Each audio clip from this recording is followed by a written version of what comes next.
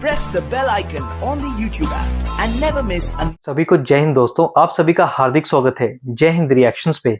आशा करता हूं कि आप सभी लोग बहुत अच्छे होंगे। तो आज हम आपके लिए लेटेस्ट एक इंटरेस्टिंग और एक बहुत ही दमदार वीडियो लेकर आए जिसमें आप देखेंगे पाकिस्तान की मशहूर पत्रकार और हम सबकी चहेती आरजू काज़मी जी, जिनके स्पेशल गेस्ट होंगे सुरेंद्र सिंह लाली साहब, जो कि एक जबरदस्त जियोपॉलिटिकल एक्सपर्ट होने के साथ साथ एक सच्चे देशभक्त और पक्के सरदार हैं। तो ये वीडियो काफी इंटरेस्टिंग होगी जिसमें ये दोनों बात करेंगे भारत के बारे में और खासकर इंडिया और कनाडा रिलेशंस पे। तो ये वीडियो काफी इंटरेस्टिंग होगी, आपको बहुत कुछ जानने को मिलेगा और मजा आएगा। तो इसे अंत तक देखें और चैनल पे नहीं है तो चैनल को सब्सक्राइब कर दें ताकि हम आपके लेटेस्ट इंटरेस्टिंग और नॉलेजेबल वीडियोस लाते रहें।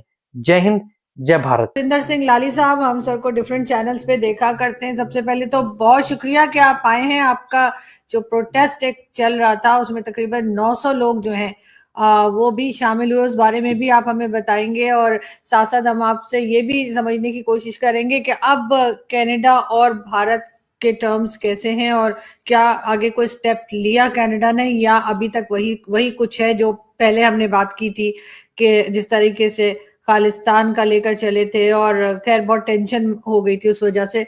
तो सबसे पहले तो बहुत शुक्रिया कि आज आप आए हैं। Thank you.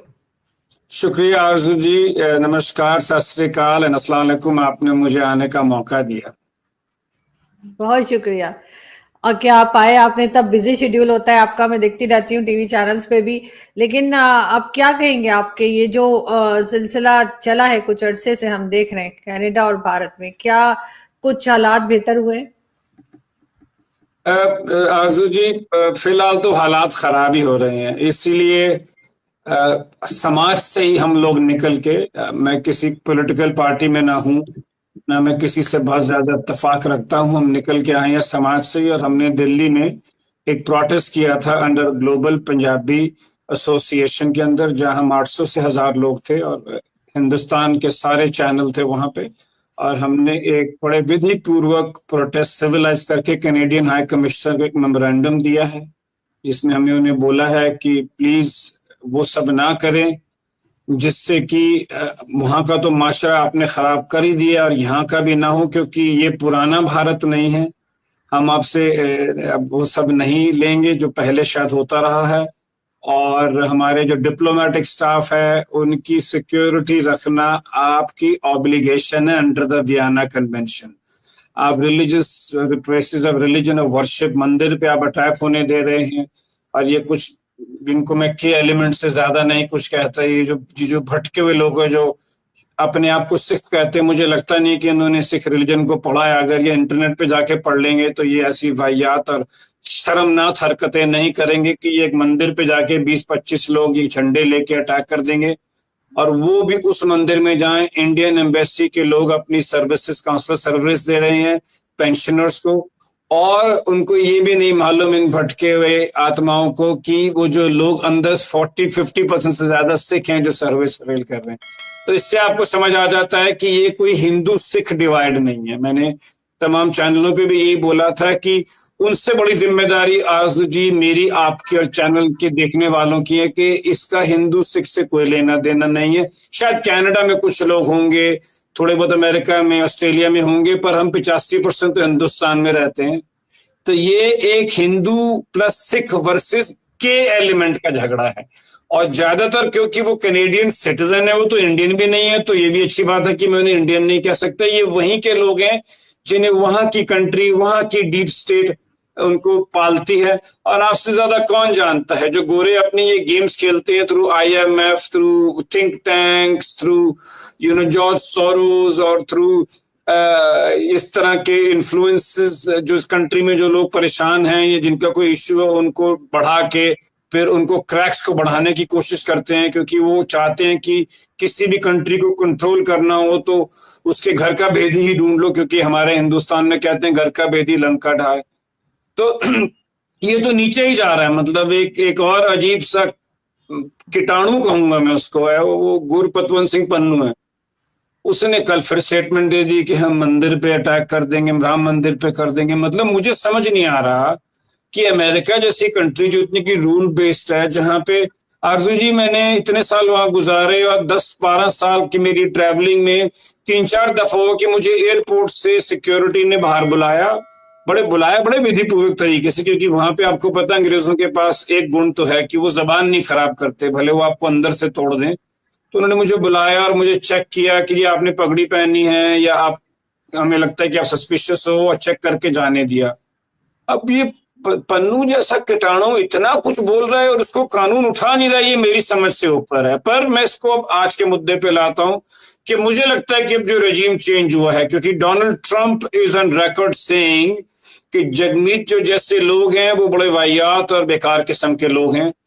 तो अब मुझे लगता है कि थिंग्स विल इम्प्रूव, क्योंकि अब आप देख लीजिए, जो हम आगे बात करेंगे कि कनाडा, अमेरिका का और चाइना की जो वॉर है उसमें इंडिया ही है। क्योंकि आज अगर हिंदुस्तान में कोई, दुनिया में कोई ऐसा हेड ऑफ द स्टेट है जिसके डोनाल्ड ट्रंप के साथ बहुत अच्छे रिश्ते हैं, मैं बड़ी सोच समझ के ये बात बोल रहा हूँ, इंक्लूडिंग यूरोप, भले G7 हो, आज भी दुनिया में अगर कोई एक लीडर है जिसके मोदी जी के साथ बहुत बढ़िया रिश्ते हैं एंड वाइस वर्सा, वो सिर्फ हिंदुस्तान का प्राइम मिनिस्टर है डोनाल्ड ट्रंप के साथ। ठीक है, टैरिफ वॉर्स के अंदर उन्होंने बोला है कि इंडिया टैरिफ अब्यूजर है क्योंकि हमारा एग्रीकल्चर एक्सपोर्ट बहुत ज्यादा है वहां से, पर वो चलता रहेगा, उसमें बाद में बात करेंगे। पर हाँ, कनाडा के साथ हमारे रिश्ते नीचे जा रहे हैं।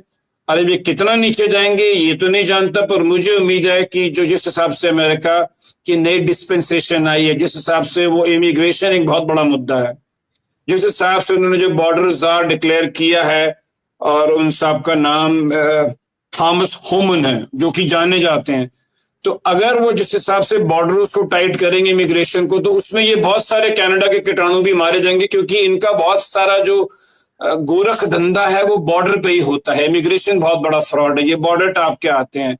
तो मुझे लगता है कि वो जैसे मोहल्ले में मच्छर मारने वाली दवाई आती है ना, वैन आती है तो वो मच्छर मारती है, तो मुझे लगता है कि अब वो टाइम आना चाहिए जिसके पूरे आसार हैं। पर डोनाल्ड ट्रंप जी की जो कैंपेन थी वो थी मेक अमेरिका ग्रेट अगेन, तो उस अमेरिका को, मैगा जिसको बोलते हैं, उसको ग्रेट बनाने में जो उनके रास्ते में काम आ जाएगा वो तर जाएगा। और जो अब तक के आसार हैं, जैसे मौसम विभाग कहता है कि जो अब तक के आसार हैं, मुझे नहीं लगता कि हिंदुस्तान से अमेरिका बाहर जाएगा। हाँ, वो चाहते हैं हम बहुत सारे सेक्टर्स को खोलें, और हम थोड़ी सी जो हमारी ब्यूरोक्रेसी है वो भी क्योंकि हमने बहुत साल लगा के सोशलिज्म में अपने इंफ्रास्ट्रक्चर को बिल्ड किया, अपने इंटरनल सेक्टर्स को बिल्ड किया, तो हम अभी इतनी जल्दी उनको खोलना नहीं चाहते कि आप जानते हैं अगर हम खोल देंगे तो फिर वो पाकिस्तान वाला हिसाब हो जाएगा कि कुछ भी बनता ही नहीं अपने अंदर। तो इसमें पुश एंड पुल जरूर रहेंगे, but so far so good.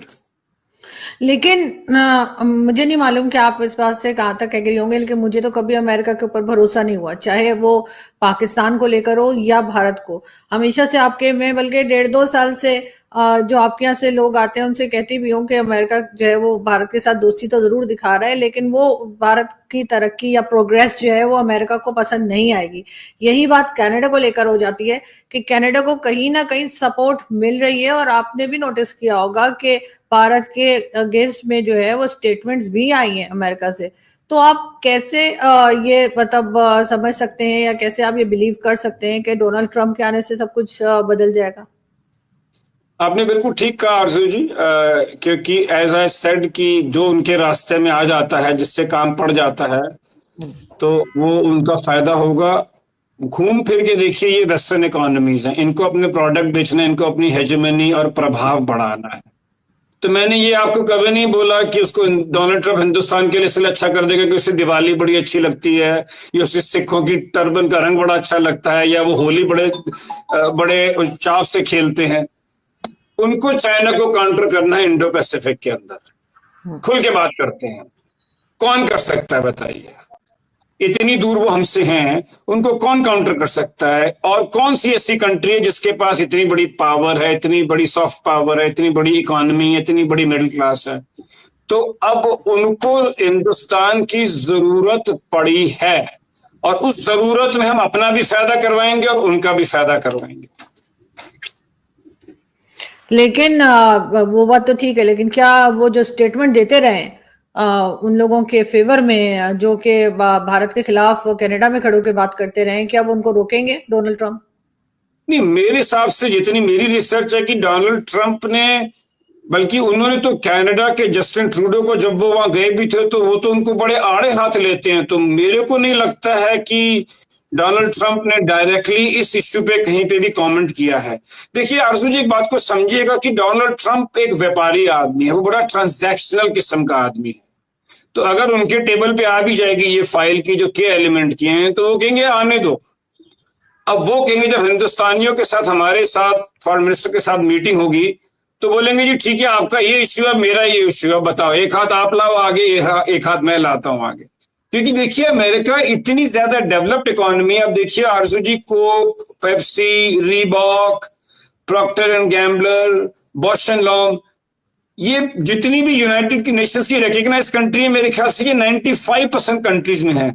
तो इनकी फॉरेन पॉलिसी इतनी डेवलप्ड है कि ये जानते हैं कि इनका इंटरेस्ट कहां है। End of the day the American president will not work for Sikhs और हिंदूज और India, he will work for his interest. अब वो हम उसको अपने आप कैसे फिट करें, और मुझे लगता है कि और अब दुनिया में फिट ही नहीं हो सकता हमारे सिवाय, क्योंकि जैसे मैंने आपको बताया, क्योंकि इंग्लिश स्पीकिंग हम हैं, हमारी लॉबी वहां पे बहुत स्ट्रांग है, चाइना को वो काउंटर करना चाहते हैं, सॉफ्ट पावर हम हैं, मेड इन इंडिया समय फुल बूम पे है। तो अमेरिका कहां जाके बेचेगा अपना माल? 2 करोड़ का स्विट्जरलैंड, 5-6 करोड़ का फ्रांस, 8 करोड़ का जर्मनी। तो जितनी इन डेवलप्ड इकोनॉमीज की पॉपुलेशन है उतने तो हमारे यहाँ हर साल में लोग पॉवर्टी लाइन से ऊपर आ रहे हैं। तो इनका इंटरेस्ट पूरा होना चाहिए, और इनका इंटरेस्ट अब मुझे लगता है कि पूरा होगा ही होगा। दोस्तों आशा करता हूँ कि वीडियो को आपने अंत तक देखा होगा और हमेशा की तरह आरजू काज़मी जी के सवाल और लाली सिंह साहब के दिए गए जवाब आपको काफी पसंद आएंगे और इस वीडियो में आपको बहुत कुछ जानने को मिला होगा। तो ये वीडियो अगर आपको अच्छी लगी है इसे लाइक और शेयर जरूर कर दें और अपने विचार हमें कमेंट सेक्शन में लिखकर जरूर बताएं। और एक बार फिर चैनल पे नए हैं तो चैनल को सब्सक्राइब कर दें ताकि हम आपके लेटेस्ट इंटरेस्टिंग और दमदार वीडियोस लाते रहें। जय हिंद, जय भारत।